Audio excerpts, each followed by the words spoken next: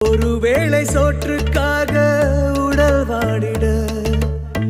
கையேந்தி ஓடுகின்றோம் உயிர் வாழ்ந்திட பசி என்ற தீயில் இறைப்பை சாம்பல் ஆகுதே